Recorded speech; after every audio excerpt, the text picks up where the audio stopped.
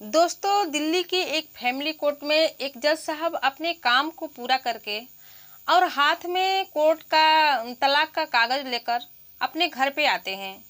और जब अपने घर में आते हैं तो सोफे पर बैठ जाते हैं और जो तलाक का कागज रहता है वहाँ पर एक मेज रहता है, वहीं पर रख देते हैं। इसके बाद उनके घर का नौकर आता है और उनको पानी देता है। तो जो जज साहब रहते हैं वो पानी नहीं पीते हैं और कहते हैं कि जाओ अपनी मालकिन को भेज दो। तो जो नौकर रहता है वह चला जाता है और मालकिन को भेज देता है। इसके बाद जब जज की पत्नी आती है यानी कि मालकिन आती है तो जज साहब का तलाक का कागज जो रहता है उसको पकड़ा देते हैं। तो जब वो कागज पकड़ाते हैं तो जो जज की पत्नी रहती है तलाक का कागज देखकर उसके पैरों तले जमीन खिसक जाता है। दोस्तों, वो रोने लगती है और अपने पिछली बैक लाइफ में चली जाती है। पीछे की जो पल बिताए रहती है उसको याद करने लगती है और कहती है कि जज साहब इतने पढ़े लिखे हैं जो दूसरों की ज़िंदगी का फैसला करते हैं, एक पति पत्नी को सही निर्णय सुनाते हैं, तलाक लेने की सूझबूझ देते हैं कि कैसे रहना है, और वो खुद ही तलाक ले रहे हैं। ऐसे कैसे हो सकता।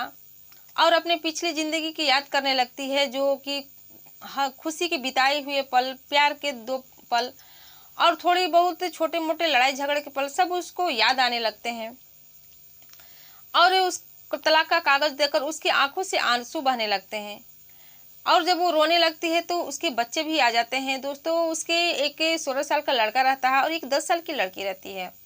जब वो आ जाते हैं तो अपनी मम्मी के हाथ में तलाक का कागज देखते हैं। वो भी कागज को देखकर वो भी रोने लगते हैं।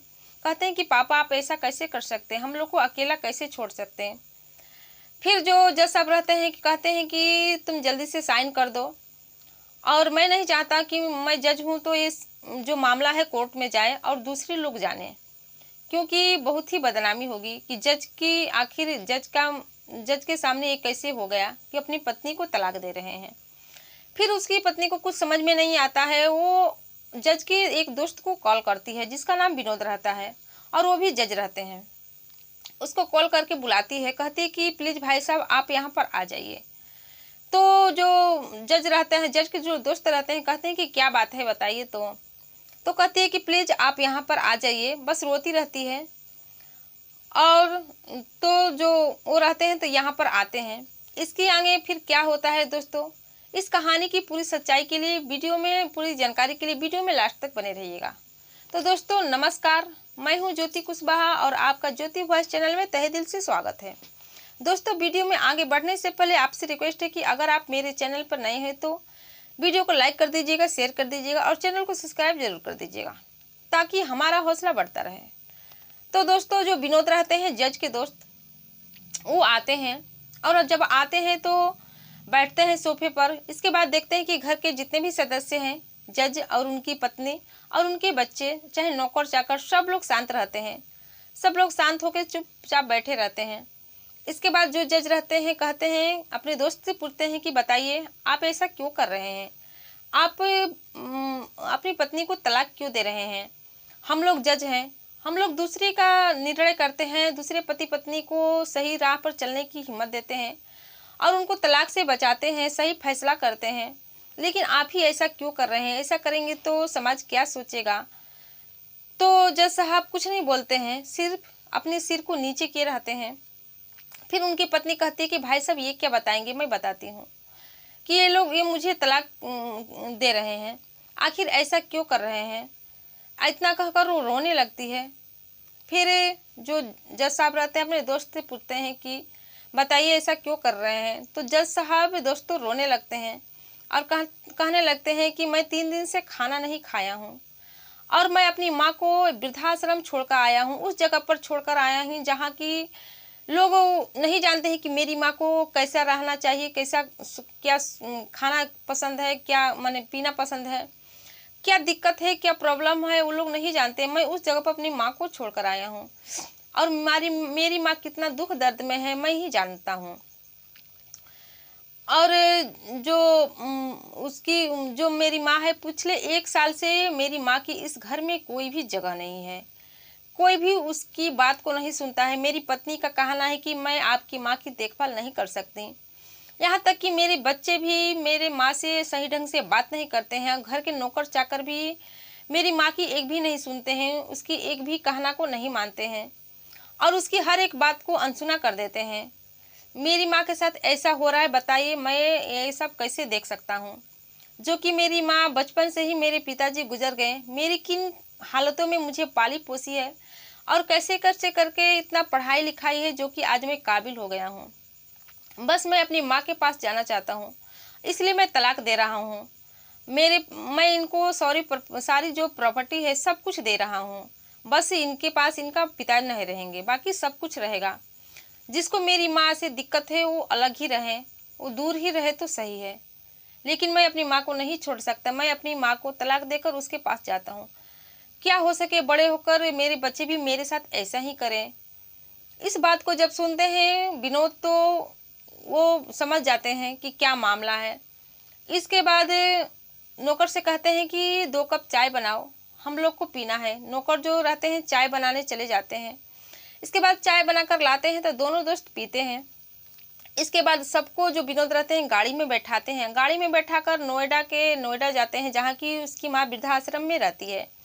जब वहाँ जाते हैं तो रात के 1 बज जाता है और जो गार्ड रहता है उससे कहते हैं कि मुझे उनकी माँ से मिलना है, उसको घर ले जाना है।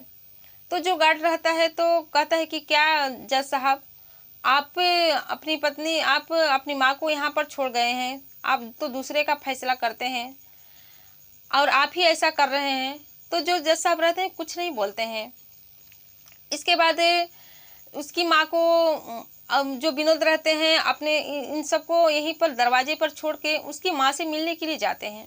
वहाँ पर जाते हैं तो वहाँ का नज़ारा ही कुछ और रहता है।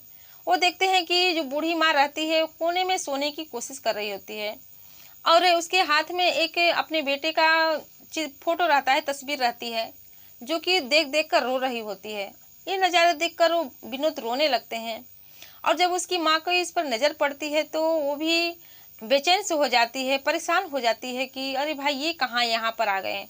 अगर इनको पता चलेगा कि मैं यहाँ पर हूँ तो ये बाहर जाके कुछ बताएंगे तो मेरे बेटे की बहुत ही बदनामी होगी, उनका जीना, उनका समाज में रहना मुश्किल हो जाएगा। विनोद जो रहते हैं फिर जाते हैं और उनकी माँ से गले मिलते हैं, दोनों बहुत ही रोते हैं। इसके बाद कहते हैं कि चलो माँ, हम लोग तुमको लेने आए हैं और तुम्हारी बहू भी लेने आई है, वो अब पछता रही है, उसकी आंखों में पश्चाताप के आंसू हैं। तो जो वहाँ के रक्षक रहते हैं, जो गार्ड लोग रहते हैं, कहते हैं कि नहीं, इतनी रात को हम लोग नहीं जाने देंगे, इतनी रात को जाने का परमिशन नहीं है। क्या हो सके या तुम लोग अपनी माँ को ले जाकर कहीं बाहर मार दो तो हम लोग किसी को क्या बताएंगे, क्या मुंह दिखाएंगे। इसके बाद जो विनोद रहते हैं कहते कि नहीं, ऐसी कोई बात नहीं है, हम लोग उनके ले जाना चाहते थे, कुछ गलतफहमी हो गई थी परिवार में किसी वजह से, जिसके कारण इनको अनाथ आश्रम भेजना पड़ा। इसके बाद वो जो उसकी माँ रहती है, उसके जितने भी वहाँ के बड़े बुजुर्ग लोग रहते हैं अनाथ आश्रम में, उनको दरवाजे तक छोड़ने आते हैं दोस्तों, और छोड़ने आते हैं। इसके बाद वो भी रोने लगते हैं और सोचने लगते हैं काश हमारा भी कोई होता कि हमको भी लेने आता। इसके बाद जो उनकी माँ रहती है सबसे विदा लेकर गाड़ी में बैठ जाती हैं और जो उनकी बहू रहती हैं वो भी अपनी सासू माँ के गले मिल जाती हैं और रोने लगते हैं, कहते हैं कि सासू माँ मुझे माफ़ कर दीजिए, आज से हम आपका पूरा का पूरा ख्याल रखेंगे, मैं ऐसा करके बहुत ही पछता रही हूँ। फिर सब लोग अपने घर आ जाते हैं दोस्तों। इसके बाद उनका जो जज साहब रहते हैं उनका फैमिली को जोड़ के रख देते हैं, तलाक होने से बच जाता है। दोस्तों एक माँ ही होती है जिनकी हम कभी वो नहीं कर सकते। माँ अगर नहीं रहेगी घर में, माँ बाप नहीं रहेंगे तो घर घर नहीं रहता है।